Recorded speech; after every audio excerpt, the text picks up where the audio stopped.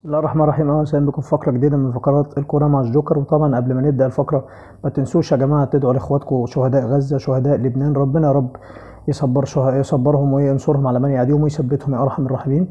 طبعا يا اخوانا نبتدي طبعا باليومين اللي فاتوا بتوع دوري الابطال. وطبعا قبل ما نبدا بالزمالك والكلام ده نبدا طبعا من نتائج دوري الابطال.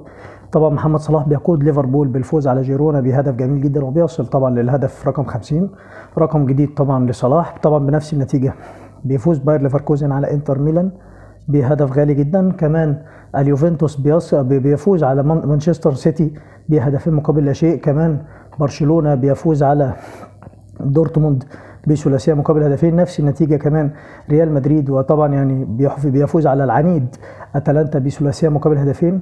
كمان نفس النتيجه برضو فريق استون فيلا الحصان الاسود فعلا في البطوله دي، فريق جميل جدا على فكره مع اوناي ايمري، امام لايبزيتش الالماني بثلاثيه مقابل هدفين.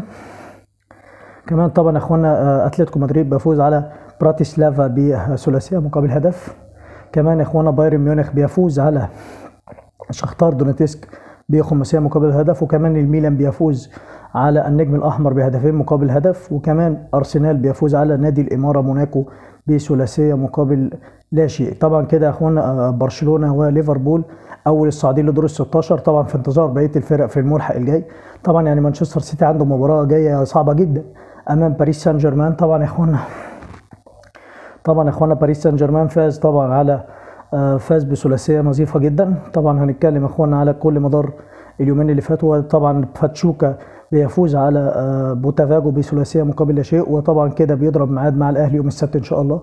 كمان طبعا هنتكلم على الاهلي وصفقات اللي جايه. طبعا في كلام عن حكيم زياش دلوقتي اللاعب المغربي. كمان محمد بن رمضان يا جماعه دخل زحمه باب سويقه. طبعا نادي الترجي دخل في سباق محمد بن رمضان. طبعا محمد بن رمضان بنسبه كبيره يا جماعه ماشي من فيرنس فاروشي بعد تعاقد النادي مع اللاعب نبي كيتا.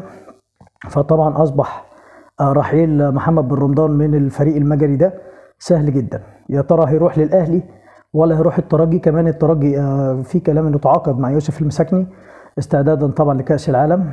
نخش يا جماعه على مباريات كاس الرابطه. والاسماعيلي بيسقط امام حرس الحدود بهدفين مقابل هدف. كمان البنك الاهلي بيفوز على سيراميكا كليوباترا حامل اللقب بخماسيه مقابل لا شيء. طبعا نختمها بالزمالك ورحيل جوميز في ظل طبعا انشغال الاداره بتجديد لعيبه بطبعا مشاكل الفيفا والكلام ده. يرحل جوميز. طبعا جوميز يعني علامه استفهام كبيره بجد. كلاكيت ثالث مره يعني باتشيكو في الشباب، كارتيرون في التعاون، دلوقتي جوميز في الفتح السعودي. طبعا يعني نقطه علامه استفهام كبيره قوي بين الانديه السعوديه ومدربين الزمالك. طبعا مالناش دعوه ده بيروح ولا ده بيجي، لكن يعني خلاص طبعا الاسامي المطروحه دلوقتي في كلام عن عوده معتمد جمال. يعني المباراه الجايه تبقى صعبه جدا على النادي المصري، لكن في كلام ان احمد مجدي هو المدير الفني المؤقت بعد كده هيمشي. يا ترى هنجيب مين؟ يا ترى يعني في كلام عن كيروش طالب $90,000 في الشهر عشان يوقع لنادي الزمالك تدريبه.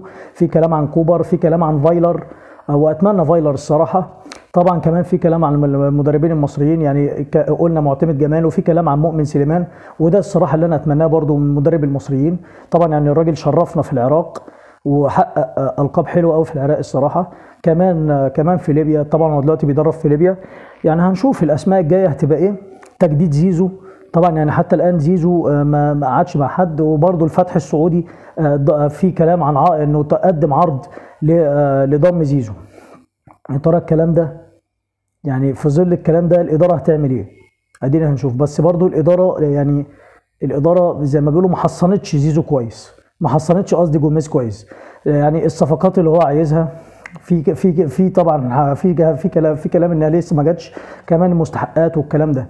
المدرب الاجنبي يا جماعه لو ما اديتوش مستحقاته اول باول هيمشي، وده اللي بيحصل. نتمنى نادي الزمالك طبعا التوفيق ليه في المباراه الجايه. عنده مباراه جايه امام نادي المصري. كمان الاهلي عنده باتشوكا. البيراميدز عنده مباراه قويه جدا امام الترجي. طبعا بنتمنى لهم التوفيق. كمان يعني هنشوف طبعا الايام الجايه تسفر عن ايه. اتمنى يا رب ما اكونش تقلت عليكم. طبعا بنختم بخير ختام، وهي الصلاة على نبينا عليه أفضل الصلاة والسلام. حافظ الله فلسطين. جمعة مباركة عليكم يا جماعة. السلام عليكم.